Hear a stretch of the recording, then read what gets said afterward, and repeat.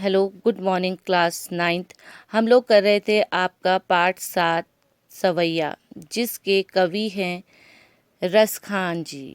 रसखान जी का जीवन परिचय हमने पढ़ लिए। इनका पहला सवैया, दूसरा और तीसरा सवैया हम आपको एक्सप्लेन कर चुके हैं। आज है आपका सवैया नंबर 4। सवैया नंबर 4 है, देखिए बच्चों, इसमें रसखान जी क्या कह रहे हैं। रसखान जी कहते हैं, कानी दे अंगूरी रबी हो, जब ही मुरली धुनी मंद बजे है। मोहनी तानन सो रस खानी, अटा चढ़ी गोधन गे है तो गे है।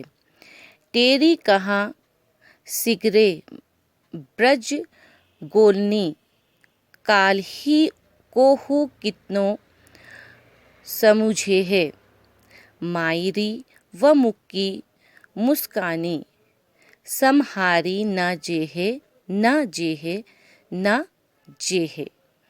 देखिए बच्चों, इसमें रसखान जी कहते हैं कि कोई गोपी श्री कृष्ण की बांसुरी की मोहक तान से जादुई प्रभाव को प्रकट करते हुए कहती है कि हे सखी, मतलब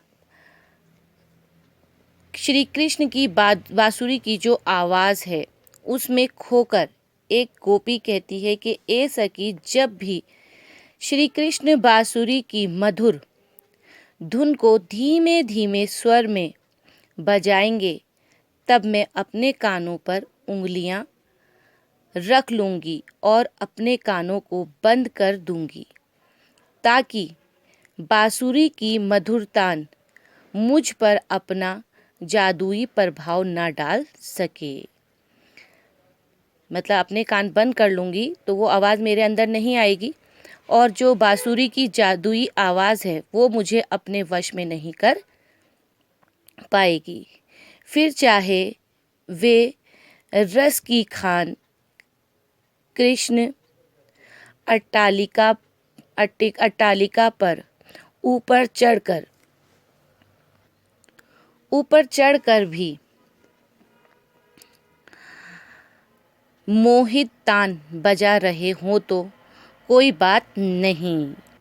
वो कहती है कि भले कितने भी ऊंची जगह से श्री कृष्ण अपनी बांसुरी क्यों ना बजाए, मैं जब कानों पे उंगली रख लूँगी तो उसकी आवाज़ मुझे सुनाई नहीं देगी और मैं उस मुरली की आवाज़ पर मुग्ध नहीं हो पाऊंगी। ठीक है। वे चाहे गोवर्धन नामक लोकगीत गाते रहे, पर मुझ पर उसका कोई प्रभाव नहीं पड़ेगा। पर यदि उनकी बांसुरी की धुन मेरे कानों में पड़ गई तो, अगर फिर भी मेरे कानों में उनकी बांसुरी की आवाज़ आ गई तो ब्रिज के सभी लोगों मैं पुकार पुकार कर कहती रहूँगी, तब कोई भी इतना भी समझाए मैं समझ नहीं पाऊंगी। अब बोलती है, अगर वो धुन मेरे कानों में पड़ गई तो मुझे कोई भी कितना भी समझाए कि उस बांसुरी की धुन की तरफ नहीं जाओ, मगर उस टाइम मैं इस बात को समझ नहीं पाऊंगी। मैं अपने आप को संभाल नहीं पाऊंगी, क्योंकि जैसे वो आवाज़ मेरे कानों में पड़ेगी मैं अपने आप को संभाल नहीं पाऊंगी।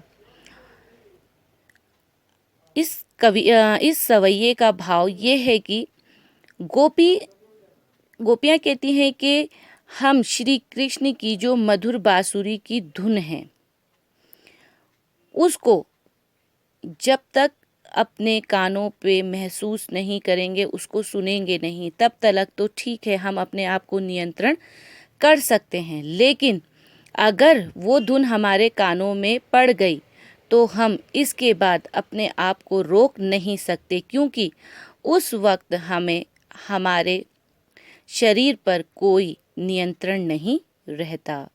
भाव ये है कि गोपियाँ तो मानो श्री कृष्ण की मधुर मुस्कान पर अपने आप को खो चुकी हैं।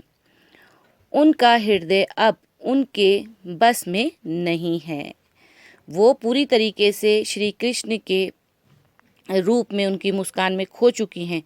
वो अपने तन मन पर नियंत्रण नहीं रख सकती। तो क्लास 9 आज आप लोगों का ये यहाँ तक ख़त्म हो गया। कल हम लोग इसके प्रश्न उत्तर करेंगे, तो मेहरबानी इसे आप लोग घर पे याद करेंगे। ओके, तब तक घर पे रहिए। खुदा हाफिज़।